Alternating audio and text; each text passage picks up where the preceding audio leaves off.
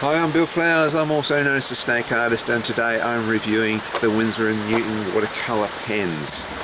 Now, this is completely unpaid for. Nobody's paying me to do this, so you're going to get a complete, honest appraisal of the good bits about this and the not so good bits about this. I am the Snake Artist, and my mission in life is to get people to appreciate art and wildlife. Tested these out and I had a few problems with them. So what we're getting now is an unpaid review on the watercolour pens. I can tell you some of the problems I've got with them and some of the successes. So here's my set of Windsor and Newton watercolour marker pens. Here we've got this lid here, we've got a little tiny bullet thing which is really good for making really fine lines. The only thing is I find you've got to sort of be really careful putting that back on. And here, which I probably use more often, as you can see, there's like a brush, like a pointy brush thing, almost like a calligraphy brush, end on that side. It's Windsor and Newton, so it's good quality pigment. It's WaterColour, which blends in with the water, supposedly, but we're going to test that. And it's light fast, which means that, you know, it should be around in a museum for another 400 or 500 years if the museum looks after it. So here's my issue with them. Here's a little bit of a practice thing I do. Every now and again I do these little practice goes of just copying somebody else's art just to sort of see how it goes, and this was Jack Kirby. I love Jack Kirby. I just do this as part of a development thing where I sort of, sometimes I do famous artists, sometimes I do comic strip artists. Anyone I like, I'll just do a copy of it, and I'll just go back to doing my own style. Now my issue with this is, let me get the blue here, for example. So I'll put down a blue. I get a brush, nothing happens. Okay, try this end here. Might go straight away. See, it dries almost instantly, and then it dries, in this case, almost waterproof. And the reason for that is this paper. It's just a sketch pad paper. It's cartridge paper. It's great for normal watercolor. Pull out a normal watercolor. So this one's not even Windsor and Newton, proving that I'm not doing an ad for them. If I was doing an ad for them, I'd get the sack by about now. Look at that, see? So, you know, watercolour really goes on almost any sort of paper surface, but these pens don't. The other thing I found is that, like a marker pen, it comes through on the other side there. So it has its problems, it has its issues. So I tried there, didn't work. Here's another piece I did. I tried this and it softened it a little bit, but it ended up just making make it look like pencil lines really. So I softened it enough to make it look like pencil. But this is a cardboard which is sized, and I would have thought that it would have smeared more. You can see there's a little bit there, but not much. So what it is that certain papers just absorb these marker pens and then they don't smear out, they don't blend or melt with the water, which is what you want them to do. So what you need to do is buy the special Windsor and Newton paper, apparently. Or I have another solution. Being the nerd that I am, I have these, and these are boards that you put in. You put them in a plastic bag with your comic book because it keeps the comic book nice and clear. It's archival safe. It's acid free. It's actually great stuff for art. Now, like I say, I like to look at other people's art. So I was having a look at this. I thought I'll try one of these. And I also looked at this frame here by Sam Kieth. I love Sam Kieth's work. It's just very unusual. It's not the normal, in this case, Batman, but he does Wolverine. He does a lot of cartoon characters and they're very weird looking. And this one especially suits his style. So I sort of took that frame and I changed the beavers into snakes. And so here's my version of the same thing. We're going to give this a little bit of a road test. We're going to sort of see how these markers work on this. So it's like a weird Alice in Wonderland story. Except I replaced the beavers with snakes. So I'm popping that down pretty good. The point's gone a little bit fluffy, just like a marker pen, like marker pens do. Now, see, in this case what I'm getting is a bit of that nice blending, so it's softening really nice. So the problems and the frustrations I was having was all down to the paper I was using. And see, you don't have to actually use the special Windsor and Newton paper, you just need to have a surface that works. So you can see it puts down just a really gorgeous pigment. Now it's acting a little bit more like watercolour that I'm familiar with. Now the other way you can use this is you can put down the wash, then you can go into it with this.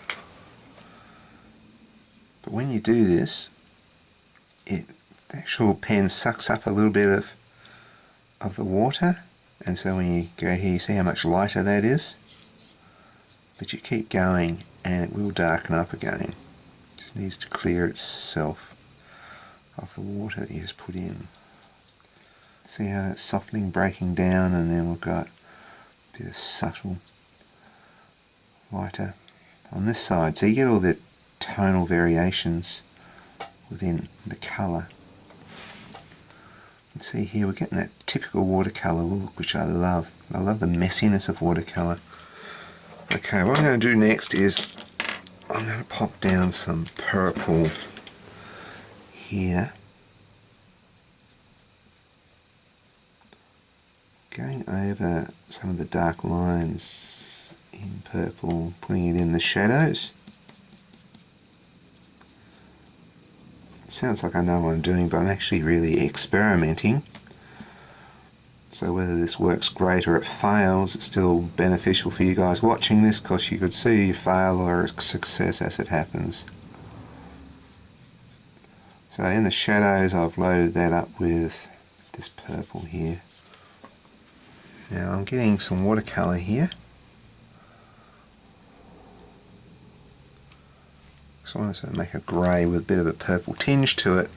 So I'm going to use this to go over with and see what happens. Like I say, it'll either work fantastically or it will fail miserably. Either way you get to see it happen.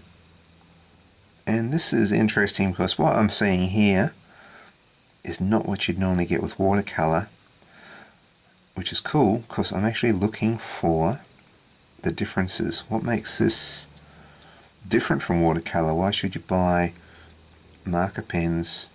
Well, it's convenient to use, but I'm looking for different effects. If I can get a different effect. Just going to try and lighten some bits by taking bits off.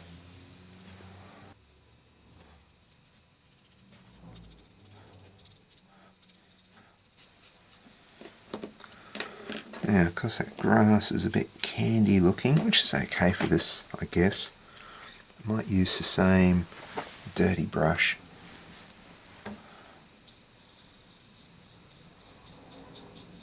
No, actually I don't mind it a bit candy, but I just want to show that you can dirty it up a bit. So it's interesting that you are mixing your colours pretty much on the paper, which I often do sometimes, but this is like, you know, really hardcore mixing colours on paper. It's you can actually get these markers, you can just screw on a bit of glass and then lift them up with a brush and put them on. I don't really see the point of that, because if you're going to do that you might as well just have a little tin of watercolour paints. A little pattern on these snakes here, cartoony snakes. I'm not quite sure how Sam Kieth would have done sort of these funny cutesy snakes, but I imagine that's what he did. I just tried to sort of fit in with the rest of the style of this cartoon. And this whole cartoon, I mean, it's like I said, I just sometimes practice.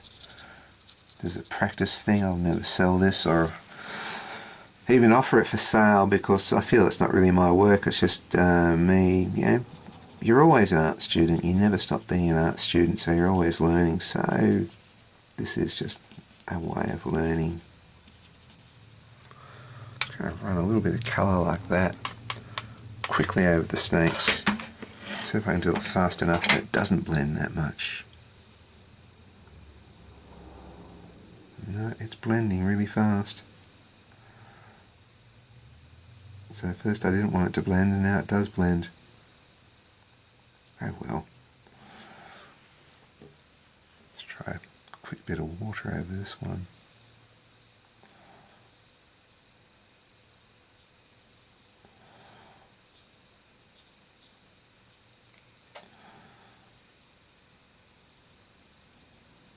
So much for the diamondback rattlesnakes. Haha. Well, that one wasn't. Guess I'll let this watercolour do its own thing and see what happens. Guess I better do a flesh tone. I'm not quite sure how to do the flesh tone unless I've got... What's this one here? Yellow ochre. I'll pop that in the shadows. Or will I? Yeah. Okay.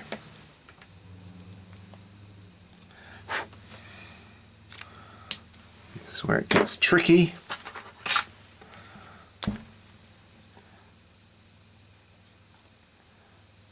Putting a tiny tad of the red there, which might end up overpowering, I don't know.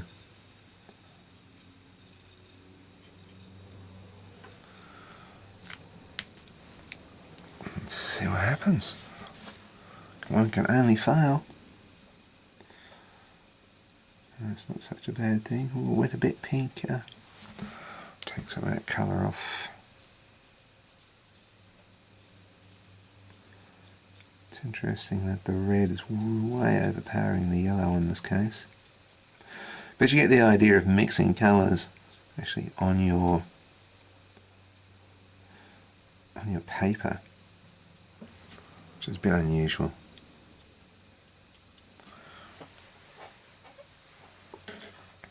Alright, where's my yellows?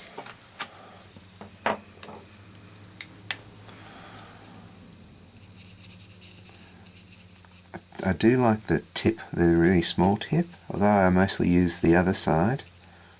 It's really good just for laying down colour in certain areas.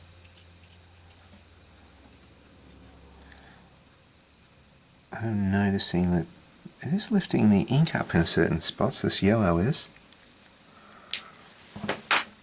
Okay, I'll shove a little bit of yellow ochre in here. My review on this is these are really awesome, but only if you get the right paper. So if you've had trouble with it, if you bought them and you had trouble with them, well, that's the solution. Get the right paper. Or test different papers and you'll find a paper that works. Like I say, this is very smoothy, very shiny, smooth. It's probably being sized a lot. And I notice even with the inks, they tend to sit on the surface a bit more.